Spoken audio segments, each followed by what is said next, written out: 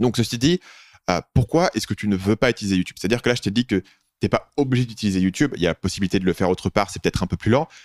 La raison que tu donnes pour ne pas utiliser YouTube, c'est que tu dis « je suis pas à l'aise en vidéo ».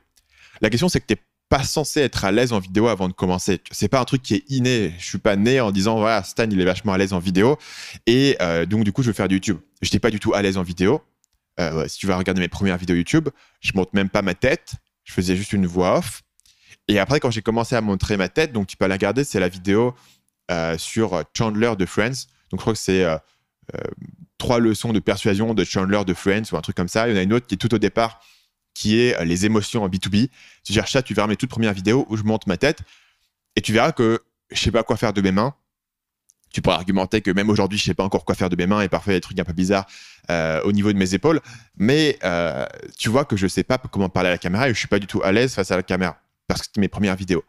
Si tu vas écouter mes premiers podcasts, je n'étais pas plus du tout à l'aise au niveau du podcast. Je parlais de manière bizarre, je parlais soit trop vite ou alors j'avais le biais inverse où j'articulais de manière excessive. Donc quand j'ai commencé Séduction Academy, je parlais à 2000 à l'heure sur mes podcasts parce que j'avais peur que les gens s'ennuient. Et après, quand j'ai commencé Marketing Mania, notamment sur les podcasts solo que j'avais fait, tu regardes dans les commentaires des podcasts sur influence et manipulation, les commentaires du coup sur le site Marketing Mania, il y a beaucoup de gens qui se plaignent que j'articule trop et ils me disent que je parle comme un hypnotiseur. En fait, je pense que je parlais comme ça.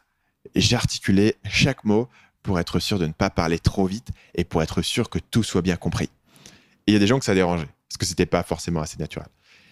Ça m'a pris en fait probablement des centaines d'heures ou en tout cas des dizaines d'heures au minimum avant d'être à l'aise de parler dans un micro, rien que sur le podcast. Et encore une fois, ça m'a pris probablement des dizaines de vidéos d'être à l'aise pour parler en vidéo. Et je suis pas toujours parfaitement à l'aise en vidéo. C'est-à-dire que si je dois enregistrer une vidéo avec quelqu'un d'autre, si on est deux face à la caméra, je sais pas trop quoi faire de mes mains. Tu sais, quand l'autre personne est en train de parler, je sais pas, je suis censé regarder l'autre personne qui est en train de parler à côté de moi ou je suis censé regarder la caméra, ce qui est un peu bizarre parce que je regarde pas la personne qui parle. Bref, je suis pas du tout un acteur né. C'est pas un truc qui est inné, c'est juste un truc que j'ai pratiqué et que j'ai appris. Et au final, je dirais qu'au niveau du jeu d'acteur face à la caméra, aujourd'hui, je dirais que je suis à 7 sur 10, quoi. Je suis correct, passable, mais sans plus. C'est-à-dire que si mon script n'était pas intéressant, bah tu t'ennuierais, quoi. J'aurais pas la capacité vraiment à apporter cette dynamique. J'ai pas un talent particulier face à YouTube. Donc t'as pas besoin d'un talent particulier sur YouTube pour pouvoir faire des vidéos. Ce que je te conseillerais, c'est de réfléchir à comment est-ce que tu peux compenser le fait que tu ne sois pas particulièrement à l'aise en vidéo en travaillant ton contenu et ton aspect visuel. En fait, c'est ce que j'ai fait moi. Peut-être que si j'étais naturellement à l'aise en vidéo, j'aurais fait un type de vidéo plus simple où je parle juste face à la caméra. Le fait que je savais que j'étais pas naturellement à l'aise face à la caméra m'a aussi forcé à réfléchir à comment est-ce que je vais faire pour que ces vidéos elles soient vraiment intéressantes et que les gens aient envie de les regarder.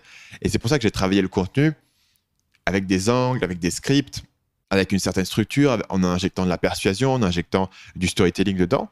Et de l'autre côté, mon aspect visuel, en travaillant le montage, en travaillant les incrustations d'images, etc. Et c'est tout ça permet de compenser le fait que voilà, je sais parler, mais sans plus.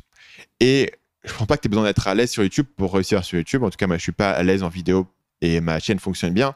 En revanche, j'ai travaillé les autres aspects de mon contenu pour le compenser.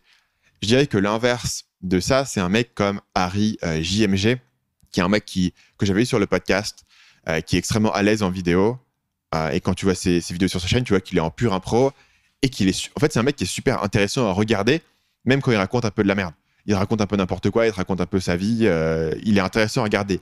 Il a un truc, il a une expressivité, il a une manière de parler, il a un humour, il a une impulsivité qui est intéressante. Moi, j'ai pas ça, forcément. Je dirais que je peux parler comme ça sur un podcast, mais tu vois qu'ici, je suis en train de te répondre à ta question et ça va me prendre plus de 10 minutes de répondre à cette question. Sur une vidéo, il faut qu'il y ait un truc visuel qui se passe, il faut qu'il y ait quelque chose qui se passe au niveau de mon visage. Je peux pas être impassif comme je le suis là en train de te parler.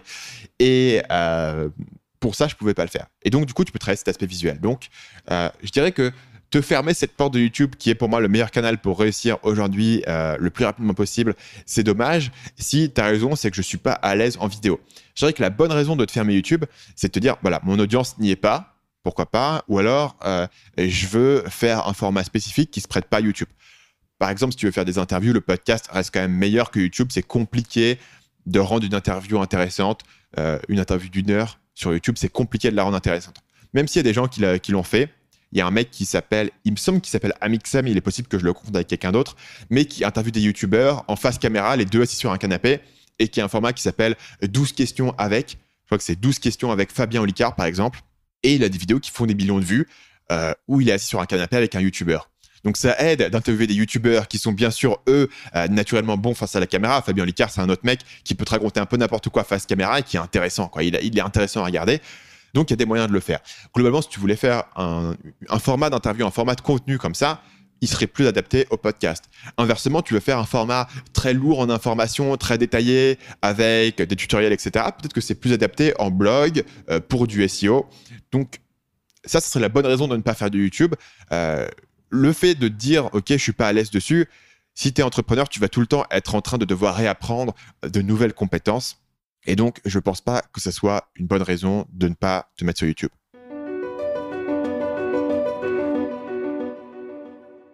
Salut, c'est Stan, j'espère que vous avez apprécié cet extrait du podcast Marketing Mania. Bien sûr, vous pouvez retrouver l'ensemble des épisodes du podcast, y compris les instructions sur comment vous abonner sur l'application Apple Podcast ou sur votre téléphone Android en vous rendant sur mon site à l'adresse marketingmania.fr/podcast. Je vous ai mis le lien dans la description de cette vidéo.